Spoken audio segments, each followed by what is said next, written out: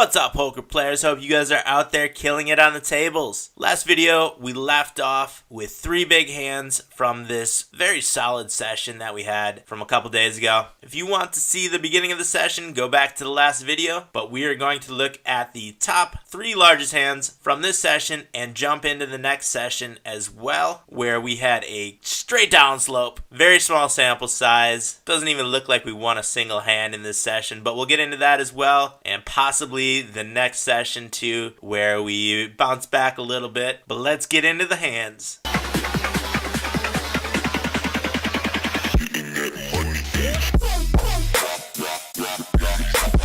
First hand we're going to take a look at is Ace Queen offsuit, playing from the small blind at the 25 NL. We are a little bit short-handed here. Only 6 of us are dealt into this hand. Button opens for 3x, and I put in a 3-bet here against a recreational player. We don't have a ton of hands, only 23 on this player, and Ace Queen is most likely going to be ahead of this player's opening button range. And we get a call of the 3 bets, and we see a flop of rainbow, 2 6s, and a 5. 525 in the pot. We have 20-20 in the effective stack of our opponent, and I put in a continuation bet a little bit larger than half pot, and we get a call from our opponent. The turn is the ace of diamonds. There's now 10.75 in the pot. That ace pretty much solidifies our hand, and we are going to be in this one for the entirety of our stack or our opponent's stack, since it is smaller. But I check back, trying to induce some bluffs from hands exactly like what our opponent has, and I just call the 340 turn size bet. The river is the jack of diamonds. That card actually might improve a couple hands out there, but I see that our opponent has bet every river so far, so let's see if we can't continue this trend and try to induce a bluff from our river bet happy opponent. So I check, and our opponent jams the rest of their stack in, and I make the call here. And we sure did induce a bluff there. We were up against king high, and we take down a big pot right there. Almost 100 big blinds at the 25 NL. Next time we're looking at is at the 50 NL. We have pocket kings playing from the cutoff. The hijack seat opens for 3x, and I put in a 3-bet, make it 550 to go. Cutoff makes a call, and we see a flop of king high, 2 9s on the board. We flop the full boat, kings over 9s. Our opponent checks into us, and I just check back, slow playing our full house. There's really not too many cards that are going to come on the turn that would improve any hands. If for some reason our opponent had a 9, I guess a 9 would improve their hand. If they have pocket aces and they hit an ace, that would improve their hand. But besides that, we are dominating everything else in our opponent's range. Our opponent checks back the turn, and I put in a bet of 744. I think we can get a lot of pairs less than the kings to make this call now, and there's the possibility of a flush draw being out there, and we do get a call of the 744. The river is the queen, and our opponent checks back to us, hitting the full house on the river. I think they're trying to induce a bluff from us. Maybe we were betting a flush draw on the turn, and we put in a larger than a pot size bet, jam the rest of our stack in. This bet looks bluffy. It looks like we missed our flush. It looks like we're representing a 9 or a very large hand, which is going to be a very small portion of our range. So I think we can induce a lot of calls with a bet sizing like this. Little did I know that our opponent had the second nuts, so there's really no way he's ever going to get rid of his hand in this spot. So he does make the call, and we take down this pot of almost $100 with the full house over another full house. And here is another big hand at the 25 NL table. We have pocket 3s playing from the cutoff. Folds to under the gun +2, who opens to 70 cents, a little bit smaller than 3x. Middle position makes a call, and I also make a call with the 3s being in position against 2 non-regular players. Small blind also makes a call, and we see a flop of jack high 2-tone. We hit bottom set. The original opener bets 2/3 pot on the flop. Middle position makes a call, and I just make a call here with the set of 3s. The turn is the ace of hearts, and our opponent leads out for almost pot. Middle position makes a call. We only have 2380 left in our stack. Now is a great time to get the rest of it in there. I don't see our opponents folding much of anything to our raise here. So let's try to realize our equity while we have it, because there's probably going to be a flush draw in here, not to mention some other big draws. And we get calls from both players. I guess we get rejams from both players. We are up against top two pair as well as the nut flush draw. And the river bricks a four of spades, and we take down this pot of $100.09 with bottom set. Another very big pot at the 25 NL stakes. Let's jump into the next session, that big old losing session. Let's see what happened in this one. Really not too many big hands. We only had one hand that was over 23 big blinds, which is this one. We have pocket jacks playing at the 100 NL. We are in the small blind. The cutoff opens for 3x, and I put in a 3-bet here, make it $11 to go. Our short stacked opponent, Andrew7979, puts in a 4-bet of $27. Andrew's played pretty tight, pretty non-aggressive so far, and I could see folding the jacks here in this spot. But Andrew is short stacked, and jacks are going to be playing pretty well against Andrew's 4-bet range with a short stack. I think he's just going to be getting it in a lot of the times with ace king, possibly ace queen. So I get the rest of our chips in, and we wind up being up against aces. Not looking good for our jacks, and we do lose that pot. Now when I look back at it, I can see that Andrew hasn't 3-bet, has put in a 4-bet with a premium hand, which is probably going to be this hand actually that we're looking at. Against a player who plays this non-aggressive, hasn't 3-bet yet, is probably only going to be 3-betting, 4-betting,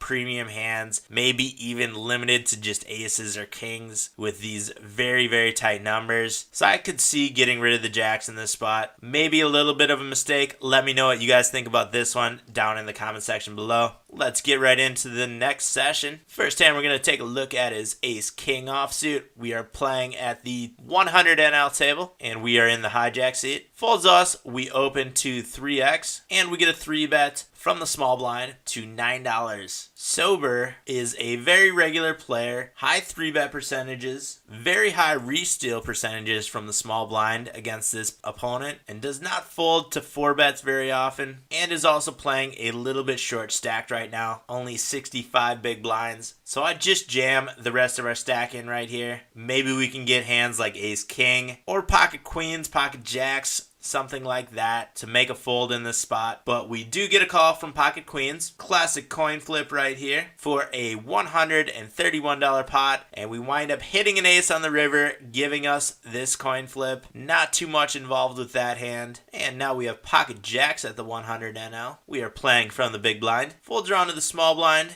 who just limps. Small blind, Jay Leonard 31, we can assume is a recreational player, only 265 hands on, is playing a 31-32 pre-flop numbers with the pre-flop raise and VPIP. Pretty weak numbers. So I put in a 4x bet from the big blind, and we get a call. Flop is rainbow 9 high. Jay Leonard checks, and I bet $5 on this flop. Jay Leonard check raises, a min check raise. A lot of times from this type of opponent, this is going to be a strong hand, but we're playing very deep stacked. Even if we are beat right now, we have a lot of outs and possibility to improve our hand. So I make the call of $5. The 10 comes on the turn, now giving us one card from a straight. We still have the jacks over the board. Jay Leonard bets $17, about 2/3 pot, and I just make a call with the jacks here. And there's our money card, this 7 of hearts, giving us the straight to the jack. Our double jacks gives us even more blockers to the possibility that Jay Leonard also has a straight. And when Jay Leonard checks back, we know that he has become afraid of this board. So let's try to make a bet sizing that he will make a call with here, that we could possibly get something like 2 pair or a set to make a call. I bet 39-33, a little bit smaller than 2/3 pot, and we do get a call from Jay Leonard, and we win this pot of $137.66 with the rivered straight. We could have been good the whole way. Who knows? Or we might have rivered this hand. Either way, I'm taking it. And now we are looking at pocket aces from the small blind at the 100 NL table. Under the gun plus 1 opens to 3x. And I put in a 3-bet, make it $11. Under the gun plus 1 makes a call. Watching Porn is a regular player, pretty tight numbers, similar to ours. There is $23 in the pot on the flop. I lead out for $14.56. Pretty standard continuation bet when 3-betting from the small blind. I think we're going to get a lot of calls from this player's range, and we do get a call. The turn is the 4 of diamonds, pretty much a brick. We are both pot committed now. I bet $28, planning on getting the 28 in now and the rest in on the river. Watching Porn makes a call. The river is the 9 of clubs, does not improve too many hands, so I do get the rest in, and we get a call from pocket queens, and we take down this pot of about 100 big blinds with the pocket aces. Biggest hand from this session comes with a 9-10 of diamonds playing from the button at the 100 NL table. We are short-handed right now, only 6 of us being dealt into this hand. Folds us, and we open to $3, and we get a 3-bet from a very loose player who has a re-steal percentage of 17% from the small blind. That is a lot of hands. Has very polarized numbers, so there's going to be a lot of hands just like this ace 5 within this player's polarized range. So I do make the call being in position, and the flop is queen high two-tone. There's 2 diamonds out there. We have double gut shot straight draws as well as the flush draw. A very strong hand for us. And our opponent leads out for half pot, and this player's probably going to be doing that with the entirety of their 3-bet pre-flop percentage range from the small blind. And I put in a 3-bet here, make it $30 to go with our extremely strong draw right here. I think we could get a lot of hands with pairs less than the queens to make a fold here, and if we do get called, we always have the possibility to improving with the flush draw and our double gut shot straight draws. But our opponent jams the rest of their stack in. When we put in this 3-bet, we pot committed ourselves, so I am making the call here with our extremely strong draw. We do make a call, and right now we are the underdog. Because our opponent does have the nut flush draw, discounting our flush draw, we actually still have a 41% chance of winning this hand with just our straight draws and possibly to the 9 or the 10 now, since our opponent only has an ace high. Kind of a crazy hand. We hit our straight on the turn. We now are an 86% favorite, but there is the diamond on the river giving our opponent the flush, and we lose this big hand. Interesting hand, interesting spot. What do you guys think about this one? I think when we put in this raise, we could actually get rid of a lot of the hands that have the flush draw right here, possibly even the nut flush draw. I think the nut flush draw might be the only flush draw that continues in this hand at this point, but I thought this was definitely an interesting hand. What do you guys think? What would you have done in this spot? Let me know down below in the comments section. Head down to the video description as well to check out links for all the poker products that I use, including Hold'em Manager, where you can get a 30-day free trial by clicking the link down below. If you want to learn more about the site that I play on, links for America's Card Room are also down in the video description. Hit that subscribe button if you have not done that yet. Thank you to everyone who has hit the subscribe button. Give this video a thumbs up if you enjoyed it, and I will be back soon with a new video very soon. But until then, I'll see you guys out on the virtual felt.